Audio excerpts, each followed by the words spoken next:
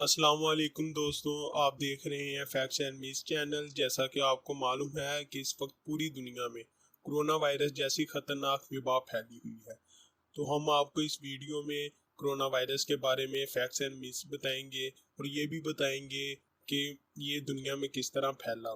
یہ ویڈیو بہت انفارمیٹیو ہوگی، اور یہ سب جاننے سے پہلے آپ ویڈیو کو لائک کریں اور ہمارے چینل کو سبسکرائب کریں اور بیل آئیکن دبائیں، تاکہ آپ کو لیٹسٹ ویڈیوز مل سکیں اور آپ ہمارے اس چینل سے زیادہ مستفید ہو سکیں۔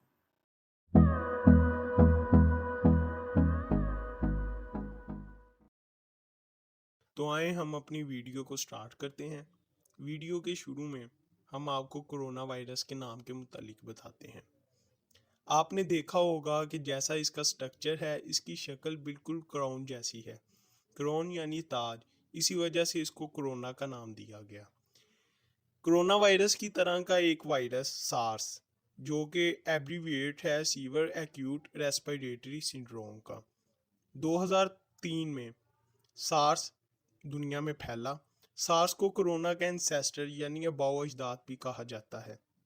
اس سارس نے تب 26 ممالک کو اپنی لپیٹ میں لیا اور تقریباً 8,000 افراد کو انفیکٹ کیا۔ سارس وائرس بھی چمگادڑوں کی ایک قسم سی ہورس بیٹ سے پھیلا۔ سیویٹ کیٹس نامی بلیوں میں یہ منتقل ہوا اور وہاں سے انسانوں میں منتقل ہوا۔ اسی طرح یہ وائرس جو کہ سارس کی ایک قسم کا ہے یعنی کرونا وائرس، اس کے متعلق کہا جاتا ہے کہ یہ وائرس چائنا کے ایک شہر ووہان کی سی فوڈز مارکیٹ سے پھیلا۔ اس کے متعلق یہ بھی کہا جاتا ہے کہ یہ سارس کی طرح چمگادڑوں سے پھیلا، لیکن چائنا کی ریسرچ ٹیموں نے کہا ہے کہ یہ کرونا وائرس چمگادڑوں سے ڈائریکٹ انسانوں میں نہیں پھیلا، بلکہ درمیان میں کسی اور چیز سے منتقل ہو کر انسانوں میں پھیلا۔ چنانچہ وہ جانور جو کہ بیچ میں مددگار ثابت ہوئے وہ پینگولین ہے، جو کہ کیڑیاں کھانے والا ایک جانور ہے۔ اس کے متعلق وائلڈ لائف نے یہ بتایا ہے کہ یہ جلد دنیا سے ختم ہونے والا ہے، اس وجہ سے اس کی فروخت پر پابندی عائد ہے۔ مگر اس کے متعلق کہا جاتا ہے کہ یہ چائنا میں بہت مقبول ہے اور بہت پسند سے کھایا جاتا ہے۔ اس کی فروخت پر پابندی کی وجہ سے یہ چائنا میں سمگل کیا جاتا ہے، جبکہ اس میں موجود وائرس کی تشخیص کی گئی تو انسانوں میں پائے جانے والے کرونا وائرس سے تقریباً 99% تک میچ کر گیا۔ اگر ہم کہیں کہ یہ پینگولین سے پھیلا تو اس کے متعلق تحقیق ابھی جاری ہے، کیونکہ اس سے نیو یارک میں ایک ٹائیگر بھی انفیکٹ ہو چکا ہے۔ اس وجہ سے یہ پتہ چلتا ہے کہ یہ ہوا سے پھیلتا ہے۔ جب کوئی متاثر شخص کھانستا ہے تو یہ وائرس ہوا میں رہ جاتا ہے، آس پاس کے 1 میٹر کے فاصلے پر موجود لوگوں کو یہ انفیکٹ کر سکتا ہے۔ اس کے متعلق جو چند مس ہیں یعنی افواہیں، ان کو ہم ذرا ملاحظہ کر لیتے ہیں۔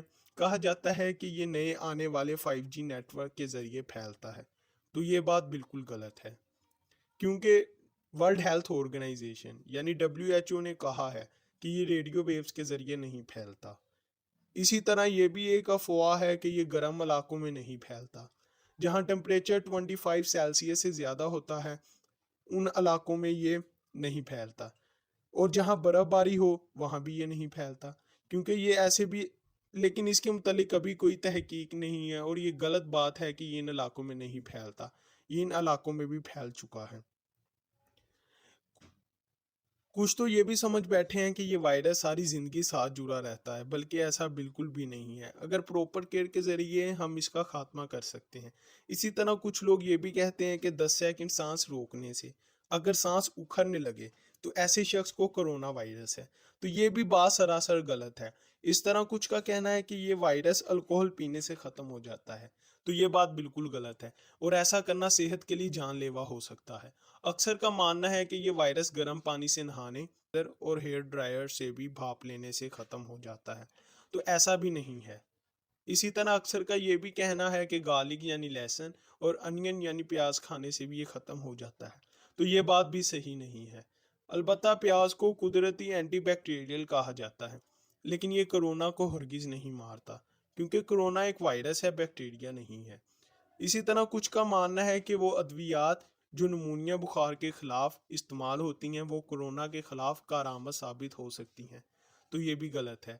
اس طرح اینٹی بیکٹیریل بھی اسے ختم نہیں کر سکتی۔ ویسے تھرمل سکینر ایک ڈیوائس ہے جس کے ذریعے اس کا معلوم ہو سکتا ہے، کیونکہ جو شخص کرونا سے متاثر ہو اس کا باڈی ٹیمپریچر عموماً عام باڈی ٹیمپریچر سے زیادہ ہوتا ہے۔